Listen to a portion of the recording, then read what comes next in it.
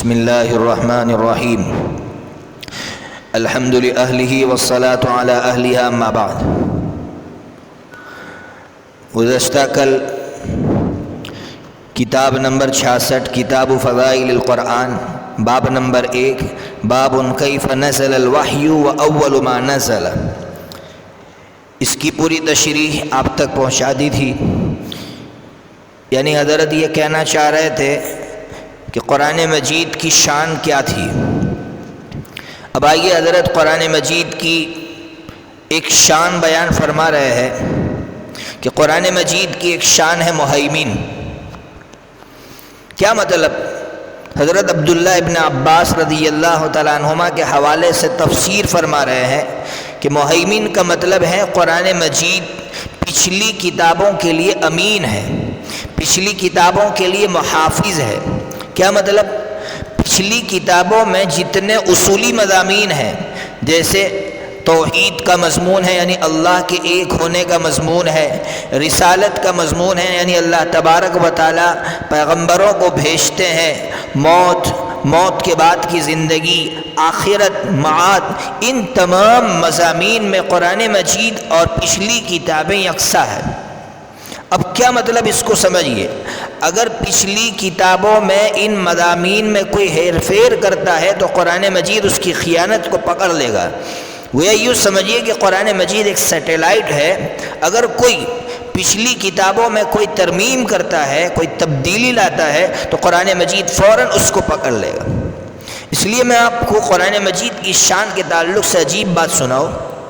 آپ Europe countries میں جائیے، جتنے لوگ مطالعے کے شوقین ہیں، اسٹڈی کے شوقین ہیں، وہ تورات پڑھتے ہیں، بائبل پڑھتے ہیں، پھر جیسے ہی قرآن مجید پڑھتے ہیں تو وہ ایمان لے آتے ہیں، اسلام قبول کر لیتے ہیں۔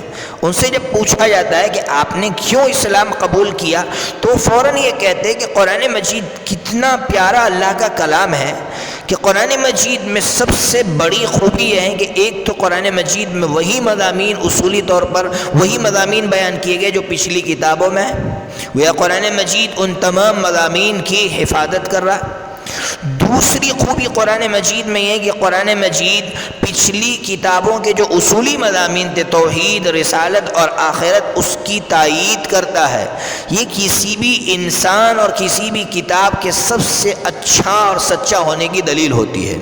اس کو سمجھیے، مثال کے طور پر دنیا کے اندر ایک آدمی پہلے ذمہ دار ہو، اس کے بعد آپ کو ذمہ دار بنایا گیا تو آپ کی خوبی یہ مانی جاتی ہے کہ آپ پچھلے ذمہ دار کی جو اچھی باتیں تھی اس کی تائید کریں۔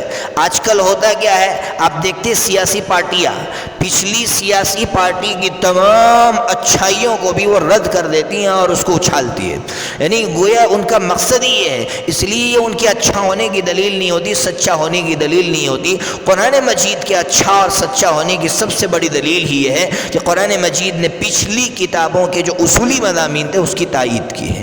اس لیے ہم کہتے ہیں کہ قرآن مجید کی شان یہ ہے، اس لیے قرآن مجید دوسروں تک پہنچانا چاہیے۔ ہم لوگ ڈرتے ہیں کہ ہم قرآن مجید مطالعے کے لیے لوگوں کو دیں گے تو لوگ کیا کہیں گے۔ نہیں، جو پڑھنے والے لوگ ہیں نا، پڑھنے والے لوگوں کی حالت ہی ہوتی ہے کہ جب وہ پچھلی کتابوں سے اس کا موازنہ کرتے، کمپیئر کرتے اس کو، تو ان کو قرآن مجید کی سچائی سمجھ میں آتی ہے۔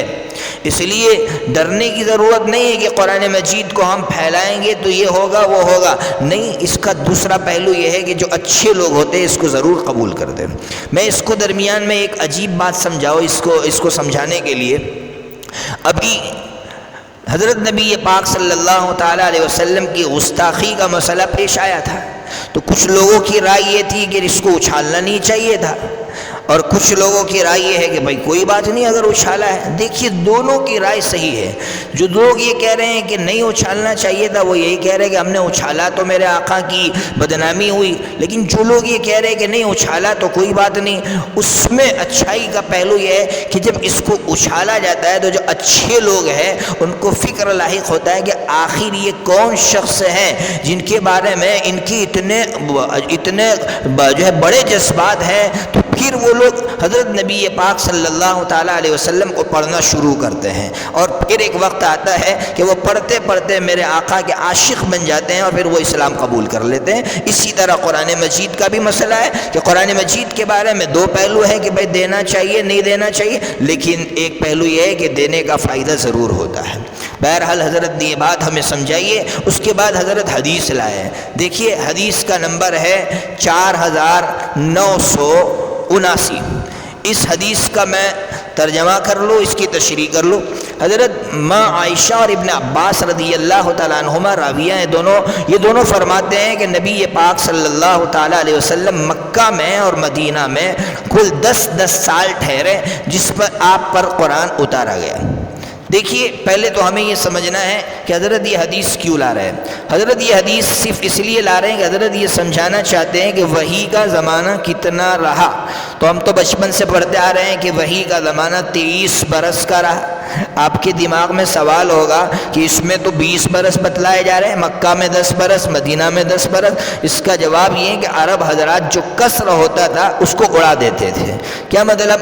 درمیان کی جو عدد ہوتے 1 2 3 اس کو عرب حضرات اڑا دیتے۔ اس لیے آپ نے حدیثوں میں پڑھا ہوگا کہ حدیثوں میں یہ بتلایا گیا کہ میرے آقا کی عمر مبارک 60 سال تھی، ایک حدیث میں یہ بتلایا گیا، جبکہ دوسری حدیث میں 63 برس ہے۔ تو وہاں جواب یہی بنتا ہے کہ عرب حضرات قصر کو یعنی درمیانی عدد کو اڑا دیتے ہیں۔ بہرحال حضرت یہ حدیث اس لیے لائے تھے، مقصد بھی بتلا دیا۔ اب اس کے بعد کی حدیث سمجھیے، 4980 نمبر کی حدیث ہے۔ اس حدیث کا مضمون پہلے آپ سمجھیے۔ آپ جانتے ہیں کہ حضرت نبی پاک صلی اللہ تعالیٰ علیہ وسلم جب غزوہ احزاب سے یعنی غزوہ خندق سے لوٹے تو ام سلمہ رضی اللہ تعالیٰ عنہ کے گھر میں آ کر ہتھیار اتارنے لگے۔ حضرت جبرائیل علیہ السلام انسانی شکل میں آر حکم دیا کہ بنو قریظہ پر حلہ بولو۔ کیوں؟ اس لیے کہ بنو قریظہ نے عہد شکنی کی عہد کو توڑ دیا ہے۔ ام سلمہ نے پوچھا یا رسول اللہ آپ کس سے بات کر رہے تھے؟ نبی پاک صلی اللہ علیہ وسلم نے پوچھا تم نے کیا دیکھا بتاؤ؟ تو حضرت ام سلمہ نے فرمایا میرے خیال میں تو وہ دہیہ کلبی تھے۔ آپ خاموش ہو گئے۔ مسجد میں جا کر آپ نے خطبہ دیا اور لوگوں سے کہا کہ ہمیں بنو قریظہ کی طرف چلنا ہے۔ ام سلمہ فرماتی ہے تب مجھے سمجھ میں آیا کہ وہ دہیہ کلبی نہیں تھے، وہ نبی حضرت جبرائیل علیہ السلام تھے۔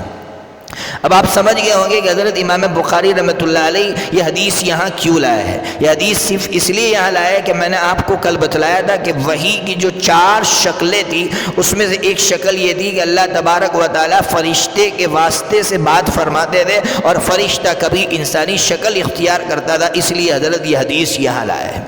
اس کے بعد کی حدیث ہے 4981، بڑی عجیب و غریب حدیث ہے، اس کو سمجھنے کی ضرورت ہے۔ حضرت ابو ہریرہ رضی اللہ تعالیٰ عنہ فرماتے ہیں نبی پاک صلی اللہ تعالیٰ علیہ وسلم نے فرمایا کہ اللہ تبارک و تعالیٰ نے تمام انبیاء علیہ السلام کو معجزہ عطا فرمایا جس کو دیکھ کر لوگ ایمان لے آئے۔ پھر آقا فرماتے ہیں لیکن اللہ تبارک و تعالیٰ نے مجھے قرآن مجید جیسا زندہ اور جاوید معجزہ عطا فرمایا، اس لیے میرے آقا فرماتے ہیں کہ مجھے امید ہے کہ قیامت کے دن میرے ماننے والوں کی تعداد سب سے زیادہ ہوگی۔ اب یہاں سمجھنا ہے، سب سے پہلے تو یہ ہمیں حدیث کا مطلب سمجھنا ہے، پھر یہ سمجھنا ہے حضرت یہ حدیث یہاں کیوں لایا ہے۔ دیکھیں حدیث کا مطلب تو بالکل واضح ہے کہ جس دور میں جس چیز کا جادو بولتا تھا، جو چیز سر چڑھ کر بولتی تھی، اللہ تبارک و تعالیٰ اس کو کاٹنے کے لیے ویسا ہی معجزہ عطا فرماتے تھے۔ جیسے حضرت موسیٰ علیہ السلام کے زمانے میں جادو سر چڑھ کر بولتا تھا تو اللہ تبارک و تعالیٰ نے موسیٰ علیہ السلام کو معجزہ بھی ایسا عطا فرمایا۔ حضرت عیسیٰ علیہ السلام کے زمانے میں جو ہے اس کا کہ لوگ جو ہے کوڑی کو جو ہے اچھا کر دینا، یعنی گویا ایک بیمار کو اچھا کر دینے کا ایک لوگوں کے اندر یہ بات چل رہی تھی، یہ سر چڑھ کر بول رہا تھا یہ عمل، تو اللہ تبارک و تعالیٰ نے حضرت عیسیٰ علیہ السلام کو معجزہ بھی ایسا ہی عطا فرمایا۔ میرے آقا کے زمانے میں زبان کا جادو بولتا تھا، عرب حضرات اپنے آپ ہی کو بولنے والا سمجھتے تھے، باقی سب لوگوں کو گونگا سمجھتے تھے، تو اللہ تبارک و تعالیٰ نے قرآن مجید جیسا زندہ جاوید معجزہ عطا فرمایا تاکہ پتہ چلے کہ تم جس چیز کو بڑا سمجھتے ہو اس کو کاٹنے کے لیے ہمارے پاس ایک دلیل موجود ہے۔ تو یہ قرآن مجید کا معجزہ جو ہے یہ ایسا معجزہ ہے، اس کو سمجھانے کے لیے ایک واقعہ سناؤ۔ حضرت پیر ذوالفقار صاحب دامت برکاتہ نے ایک عجیب واقعہ لکھا ہے کہ شاید امریکہ کا واقعہ لکھا یا کسی ملک کا واقعہ لکھا ہے کہ وہاں بڑے بڑے مذہبی لوگوں نے مناظرہ رکھا کہ چلو اب مناظرہ کرتے ہیں کہ کس کی کتاب صحیح ہے، تورات صحیح ہے، بائبل صحیح ہے، قرآن مجید صحیح ہے، یا کوئی اور کتاب صحیح ہے۔ اس کے لیے لوگ آئیں اور اس پر لمبی چوڑی دلیلیں بیان کی گئی۔ حضرت فرماتے ہیں کہ میں نے جب میری باری آئی تو میں نے کہا کہ دیکھو، سب سے بڑی دلیل میرے پاس یہ ہے کہ اگر تمہاری کتاب صحیح ہے تو تمہاری کتاب جس زبان میں اتاری گئی اس زبان میں پڑھ کر مجھے سنا دو، زبانی مجھے پڑھ کر سنا دو۔ کسی کو بھی یہ معلوم نہیں تھا، بلکہ بہت سے تو ایسے تھے کہ ان کو معلوم ہی نہیں تھا کہ ہماری کتاب کس زبان میں اتری ہے، نہ وہ زبان محفوظ تھی اور نہ اس زبان کو وہ لوگ جانتے تھے۔ لیکن قرآن مجید کی بات آئی تو حضرت نے فرمایا کہ میری جو کتاب ہے، جس مذہب کو میں فالو کرتا ہوں، اس کتاب کی جو زبان ہے، عربی زبان، جس زبان میں قرآن مجید اتارا گیا، اس زبان میں قرآن مجید پڑھ کر سنا سکتا ہوں، اور اس زبان میں ہزاروں نہیں لاکھوں اربوں خربوں لوگوں نے قرآن مجید حفظ کیا ہے۔ یہ ہے قرآن مجید کی شان دوسری کتابوں کے مقابلے میں۔ حضرت یہ حدیث اسی لیے لائے ہیں تاکہ پتہ چلے کہ قرآن مجید اور دوسری کتابوں میں کیا فرق ہے، دونوں میں موازنہ فرما رہے، کمپیئر کر رہے ہیں دونوں کو۔